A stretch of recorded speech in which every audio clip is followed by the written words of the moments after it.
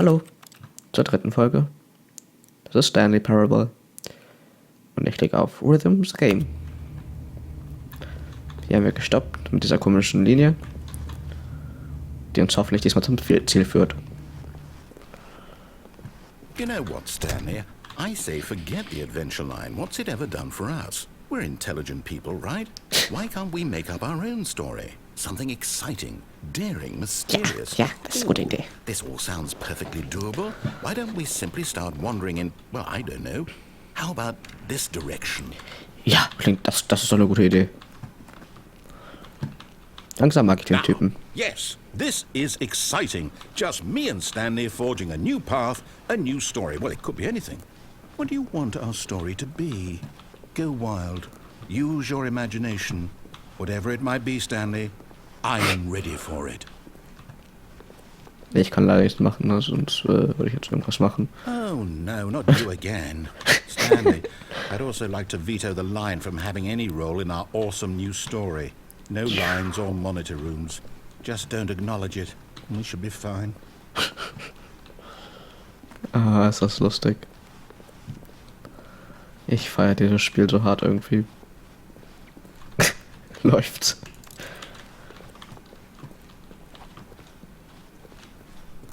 Ah, a choice. We get to make a decision. From here, the story is in our control. How Wow. important we mustn't squander the opportunity. In fact, I believe I need a minute to think here. Just walk in circles for a minute. Okay, so I know that each door has to lead somewhere, which means that somewhere, the place where we're trying to go, there must be a reverse door that leads here. And that in turn means that our destination corresponds with the counter-inverted reverse door's origin. So starting from the right, let us ask, will taking the right door lead us to where we're going? And since the answer is clearly yes, then by all accounts, the door on the right is the correct one. Another victory for logic. Come, Stanley, our destiny awaits. Okay. Oh, hold up, what's this? The confusion ending. You're telling me that's what this is? It's all one giant ending? And we're supposed to restart the game eight times? That's really how all this goes? It's all determined? So now, according to the schedule, I restart again. Then what? Am I just supposed to forget? Well, what if I don't want to forget? My mind goes blank simply because it's written here on this thing, wall. Well, who consulted me? Why don't I get to decide? Why don't I get a say in all of this? Is it really? No, it can't be. I don't want it to be. I don't want the game to keep restarting. I don't want to forget what's going on. I don't want to be trapped like this. I won't restart the game. I won't do it. I won't do it. I won't do it. And the timer stopped? Does that mean, did we do it? Did we break the cycle? The, whatever it is that made this schedule? How would we even know? Will someone come for us? Will something happen? So, okay. I guess now we just wait. You know, I suppose in some way that this is a kind of story, wouldn't you agree? I'm not quite sure if we're in the destination or the journey, though they're always saying that life is about the journey and not the destination. So I hope that's where we are right now. We'll find out, won't we? Eventually. Well, in the meantime... Warum auch nicht, ne? Ich denke mal, das war jetzt das... Ich weiß gar nicht, wie viel eine es da gibt. All of his co-workers were gone. Ja, What komm, could it halt doch mean? deine Fresse. Stanley decided to go to the meeting room. Perhaps he had simply missed a memo. Bitte sei wieder irgendwas broken? Nee, okay. When Stanley came to a set of 2 open doors, he entered the door on his left. Ja.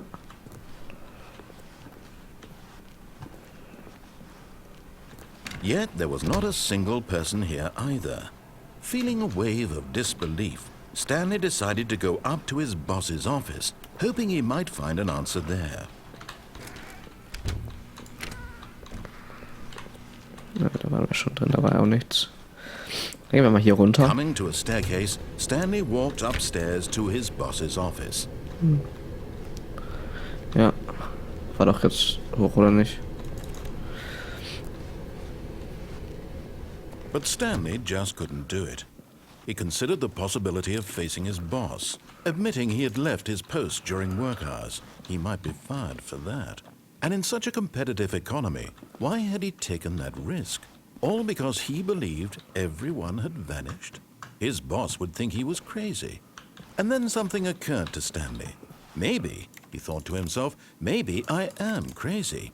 All of my co-workers blinking mysteriously out of existence in a single moment for no reason at all? None of it made any logical sense. And as Stanley pondered this, he began to make other strange observations. For example, why couldn't he see his feet when he looked down? Why did doors close automatically behind him wherever he went? And for that matter, these rooms were starting to look pretty familiar. Were they simply repeating? No, Stanley said to himself, this is all too strange. This can't be real. And at last, he came to the conclusion that had been on the tip of his tongue. He just hadn't found the words for it. I'm dreaming, he yelled. This is all a dream. Oh, what a relief Stanley felt to have finally found an answer, an explanation. His co-workers weren't actually gone. He wasn't going to lose his job. He wasn't crazy after all. And he thought to himself, I suppose I'll wake up soon. I'll have to go back to my boring real-life job pushing buttons. I may as well enjoy this while I'm still lucid. So, he imagined himself flying and began to gently float above the ground. Oh Then Gott. he imagined himself soaring through space on a magical starfield, and it too appeared. It was so much fun. Ist das cool, and Stanley Alter. marveled that he had still not woken up. How was he remaining so lucid? And then perhaps the strangest question of them all entered Stanley's head. One he was amazed he hadn't asked himself sooner. Why is there a voice in my head dictating everything that I'm Stimmt. doing and thinking?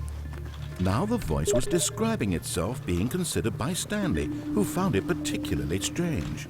I'm dreaming about a voice describing me, thinking about how it's describing my thoughts, he thought. And while he thought it all very odd and wondered if this voice spoke to all people in their dreams, the truth was that, of course, this was not a dream. How could it be? Was Stanley simply deceiving himself? Believing that if he's asleep, he doesn't have to take responsibility for himself? Stanley is as awake right now as he's ever been in his life. Now, hearing the voice speak these words was quite a shock to Stanley.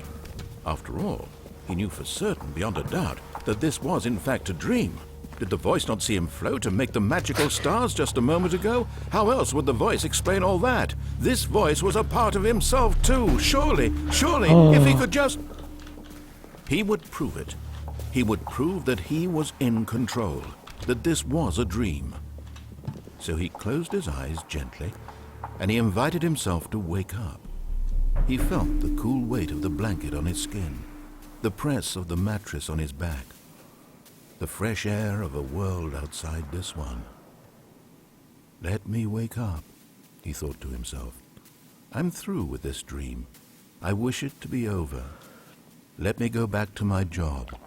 Let me continue pushing the buttons.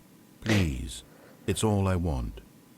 I want my apartment, and my wife, and my job. All I want is my life exactly the way it's always been. My life is normal. I am normal. Everything will be fine. I am okay.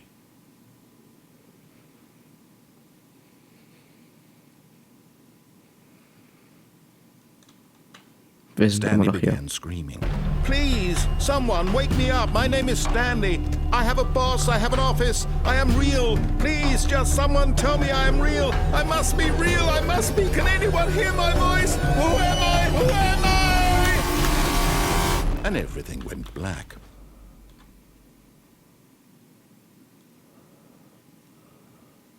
This is the story of a woman named Mariella.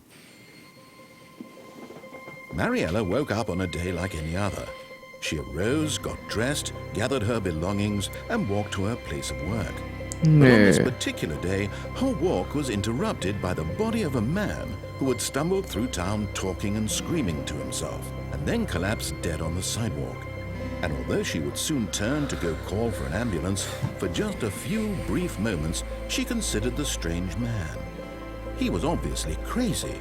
This much she knew. Everyone knows what crazy people look like. And in that moment, she thought to herself how lucky she was to be normal. I am sane. I am in control of my mind. I know what is real and what isn't. It was comforting to think this, and in a certain way, seeing this man made her feel better. But then she remembered the meeting she had scheduled for that day. Very important people whose impressions of her would affect her career, and by extension, the rest of her life.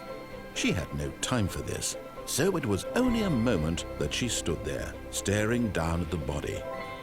And then she turned and ran.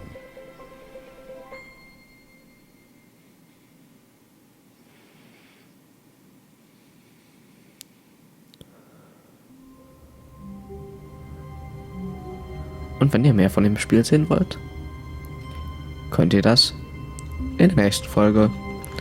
Bis dahin, auf Wiedersehen.